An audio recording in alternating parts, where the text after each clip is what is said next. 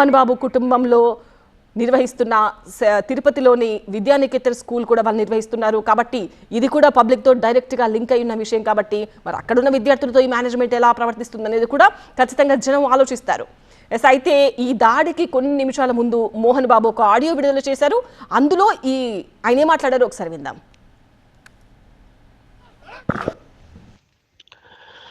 మనోజ్, నువ్వు నా బిడ్డవి. నిన్ను ఎలా పెంచానురా నేను? అందరికంటే నిన్నే గారాభంగా పెంచానురా.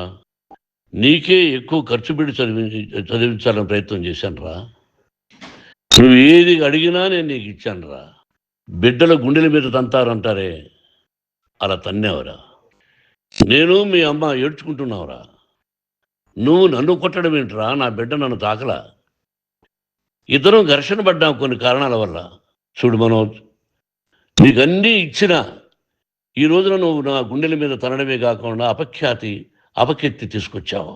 నువ్వు నటుడుగా ఎంతో గొప్పవాడివి.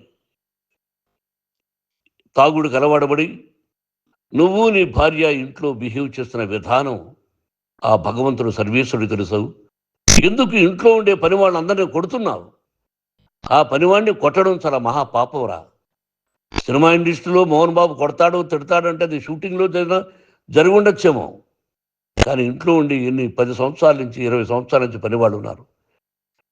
నేను ఇంట్లో లేని సమయంలో వాళ్ళందరినీ కొట్టి వాళ్ళ ఫోన్ లాక్కొని ఒకడైతే చచ్చిపోవాలి, వాడు పోలీస్ కంప్లైంట్ ఇచ్చి ఉండొచ్చు. నేను వద్దు అని వాడిని బతిమాలాడు పోలీస్ కంప్లైంట్ కూడా ఇవ్వలా. ఇంకైనా నువ్వు నీ భార్య మారి బయట ఉండండి రా అన్నాను నేను.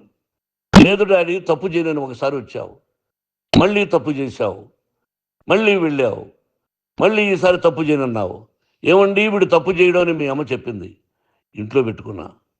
మళ్ళీ నువ్వు చేస్తున్నది, ప్రతిరోజు నువ్వు తాగుతున్న విధానం నేను నీకు చెప్తున్నా. ఇంతటితో పులి స్టాప్ పెట్టాలా. ఈ రోజు నువ్వు చేసిన విధానం ఏమిటి? నువ్వే ఒకప్పుడు నాకు ఇవి ఏమొద్దు నేను యాక్టింగ్ అన్నావు. ఈ రోజున ఏం చేస్తున్నావు? విద్యాలయాల మీద పడ్డావు. అందరినీ కొట్టడానికి వస్తావు. మీ అన్నం తిడతావు. ఒక వ్యక్తి వినయ్ గారని ఆయన వ్యక్తి హెల్ప్ చేయడానికి వస్తే ఆ వినయ్ ఎవరు అన్నావు. ఇవన్నీ ఎంత తప్పురా. అంటే మీ నాన్నగారికి ఎవరు సహాయం చేయడానికి వస్తే వాళ్ళందరూ చంపేస్తానంటావు. మీ అన్నను చంపేస్తానన్నావు. చంపరా చూద్దాం మీ అన్న. నేనే అన్నా. తాకరా నీ ధైర్యం ఉంటే అన్నా. ఎంతమందిని చంపాలనుకుంటున్నావు? ఎంతమందిని చేయాలనుకుంటున్నావు? నువ్వు ఏం సాధించాలనుకుంటున్నావు? ఈ ఇంట్లోకి అడుగు పెట్టడానికి నీకు అధికారం లేదు.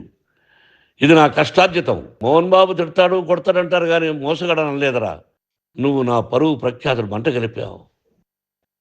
ఏమిటి నేను చేసిన అన్యాయం? నీకు జన్మనిచ్చాను, ఇది నా ఇల్లు అన్నావు. నువ్వు నీ ఇల్లు కాదు. నా కష్టార్జితంలో నేను పిలిస్తేనే మీరు ఇంట్లోకి రావాలి. అటువంటిది పోగొట్టుకున్నావు నువ్వు. ఆస్తులు అంటావా? ముగ్గురికి సమానంగా రాయాలా లేదా అది నా ఇష్టం.